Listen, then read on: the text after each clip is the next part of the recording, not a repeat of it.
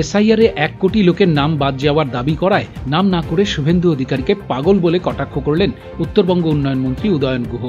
এদিন নাগরাকাটায় তৃণমূলের ভোট রক্ষা শিবিরের কাজকর্ম খতিয়ে দেখতে এসে মন্ত্রী বলেন, কোনো পাগল রাজনৈতিক নেতা আগাম ঘোষণা করে দিচ্ছে এসআইআরে 1 কোটি লোকের নাম বাদ যাবে।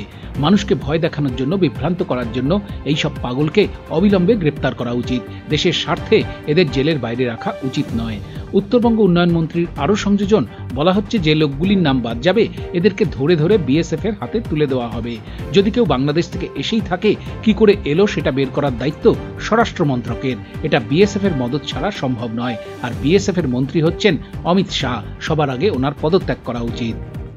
যে ইলেকশন কমিশন কি তার বাবা, যে সে আগের থেকে বলে দিল যে 1 কোটি লোকের নাম বাদ যাবে? 1 কোটির জায়গায় 1.5 কোটি হতে পারে, 2 কোটি হতে পারে, আবার 20 লাখও হতে পারে, 10 লাখও হতে পারে।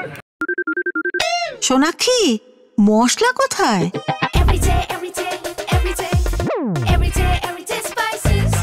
এভরিডে মশলা, দেশের স্বাদ। রামকৃষ্ণ আইভিএফ সেন্টার, মা হওয়ার স্বপ্ন পূরণ। সে কে বলে দেবার যে 1 কোটি লোকের নাম বাদ যাবে? এইসব পাগলদের তো গ্রেপ্তার করে মানুষকে ভয় দেখানোর জন্য, মানুষকে বিভ্রান্ত করবার দায়ে এদেরকে অবিলম্বে অ্যারেস্ট করা উচিত। এসব পাগলকে জেলের বাইরে রাখা উচিত দেশের স্বার্থে। নাগরাকাটা থেকে শুভজিৎ দত্তের রিপোর্ট, উত্তরবঙ্গ সংবাদ।